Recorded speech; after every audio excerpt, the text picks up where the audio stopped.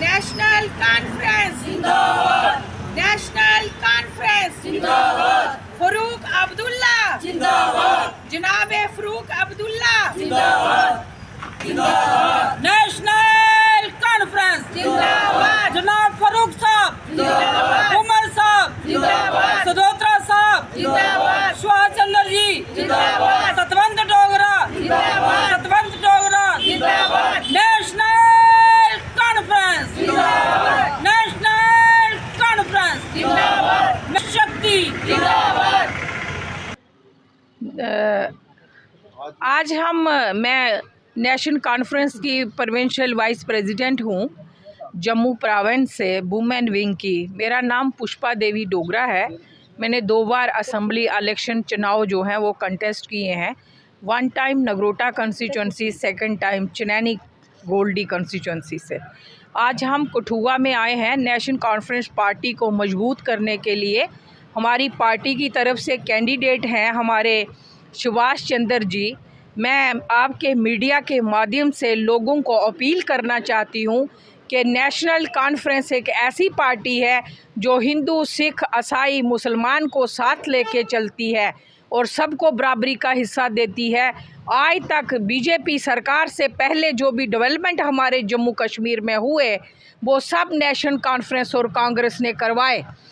ये बीजेपी दावा करती है कि हम 10 सालों में बहुत सारा डेवलपमेंट किया है।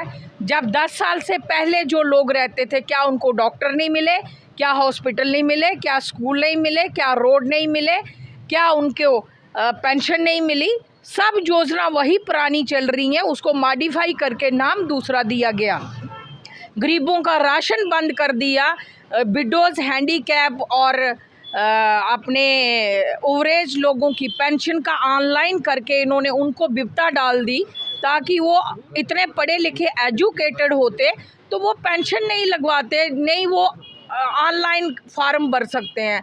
इसलिए मैं अपने मीडिया के माध्यम से गुजारिश करती हूँ कठुआ कंस्टिट्यूंसी के लोगों को, सुभाष चंद्र जी को नेशनल कॉन्फ्रेंस का बटन दबा के मजबूत कीजिए।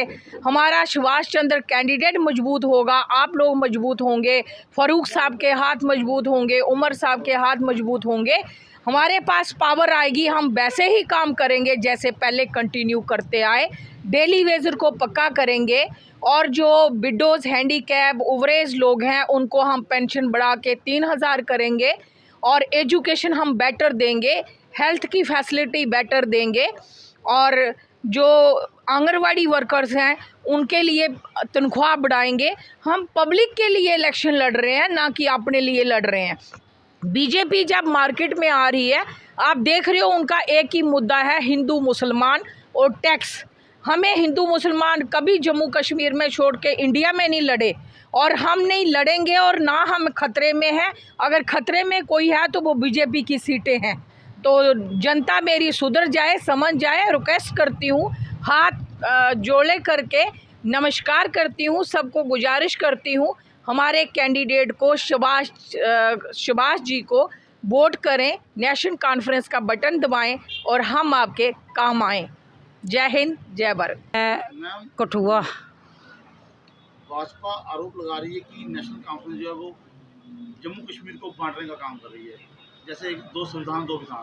तो क्या कहना चाहिए सर? आज तक जब तक हम 27-28 साल से पार्टी में चल रहे हैं, नेशनल कॉन्फ्रेंस में चल रहे हैं, ये बीजेपी का काम है आरोप लगाना और कुछ नहीं। ये आरोप पे आरोप लगाती जाती हैं, लेकिन खुद इनको कोई पूछे कि नेशनल कॉन्फ्रेंस बांटने का काम कर रही है या हिंदू मुस्लिम आप बांटने का काम कर रहे हो? कभी नेशनल कॉन्फ्रेंस से मुंह से कभी ऐसी बातें नहीं निकली हैं कि हिंदू ला गया, मुस्लिम ला गया। ये कभी हिंदू की लड़ाई में डाल देते हैं, कभी मुस्लिम की लड़ाई में डाल देते हैं। जब भी वोटों का टाइम आता है तो ये लोगों का ध्यान डाइवर्ट कर देते हैं। इसलिए डाइवर्ट करते हैं कि लोगों का ध्यान, ये जो सामग्री इन्होंने फैला रखी है, महंगाई का मुद्दा है, इन्होंने नौकरियों का मुद्दा है, इन्होंने इस काम से ये ध्यान भड़का देते हैं कि लोग एक ही मुद्दा लेके चलें। लोग हिंदू मुस्लिम का मुद्दा लेके चलें, लोग ये लेके नहीं चले महंगाई कितनी है, बेरोज़गारी कितनी है, बच्चों के पास नौकरियां नहीं हैं, प्राइवेट इंडस्ट्रियों में देखो 12-12 घंटे ड्यूटी दे रही हैं, लेकिन आज कुछ बच्चे ऐसे हैं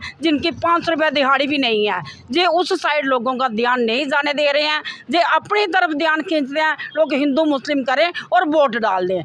इन्होंने वायदा रखा था 400 पार, वो भी विफल हो गए। अब 60 पार इन्होंने वायदा रखा है, 60 पार इंडिया लोगों को बता रहे हैं कि 60 पार जा रहे हैं। वो तो पब्लिक बताएगी ना कि 60 पार हैं या कितने पार जा रहे हैं। हमें अपने सिर्फ इस समय हमारे जो 370 का मुद्दा है हम उसको लेके चल रहे हैं, जो 35 आर्टिकल इन्होंने तोड़ा हम उसको लेके चल रहे हैं। हमारी स्टेट का जो बेड़ा गर्क हो चुका है, बाहर के लोग आगे जहाँ पे काम कर रहे हैं, लेकिन हमारे जहाँ पे लोगों के लिए कोई काम नहीं है, कुछ काम नहीं है लोगों के लिए। बेरोज़गारी फैली हुई है, महंगाई देखो इतनी, 4 किलो डिपुओं पे राशन देके ये लोगों को बहका फुसला रहे हैं कि हम आपको राशन नहीं फ्री दे रहे हैं। कैसे हाथ खड़ा करके मोदी जी बोल रहे हैं कि मैं हिंदुस्तान में 80 करोड़ हिंदुओं को राशन फ्री दे। शर्म आनी चाहिए। 80 करोड़ हिंदू आपको पता है गरीब है, तो उनको राशन दे के गरीबी दूर कर रहा है। क्या उनके लिए रोज़गार नहीं है? क्या उनके लिए ये नहीं पता देखा इन्होंने कि कोई दिहाड़ी का काम दे, कोई नौकरी लगाएं छोटी मोटी?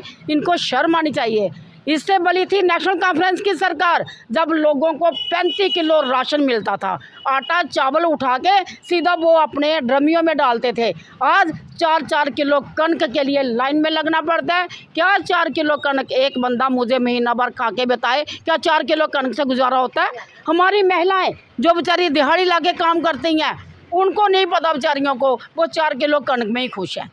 पेंशन लगवाई 1000 लोगों की, हम लोगों ने काफ़ी सारी पेंशन लगवाई हैं, लेकिन आज क्या किया, जो 50 साल से पेंशन ले रहे हैं उनकी भी फॉर्मेलिटियाँ चेंज कर दी हैं। आज लोगों की पेंशन रुकी हुई है। ये 3000 पेंशन का बीजेपी वाले दावा करते हैं, और पहले जो बंद करिए उनको तो शुरू करो, उनको तो देखो कि लोग कहाँ से लेंगे अपनी बेचारी दवाई दारू का खर्चा। कोई बहन बुजुर्ग मंदिर जाती है उनका खर्चा, वो तो पेंशन कर नहीं सके। आज जो इलेक्शन लड़ रहे हैं, जो इलेक्शन के लिए आगे आए हैं पैराशूट के माध्यम से, वो ये नहीं देख रहे कि जब उनके पास एक अपनी चेयर थी डायरेक्टर की, तब तो 4 बुजुर्गों की पेंशन नहीं लगी, तब तो 4 बुजुर्गों के काम नहीं हुए।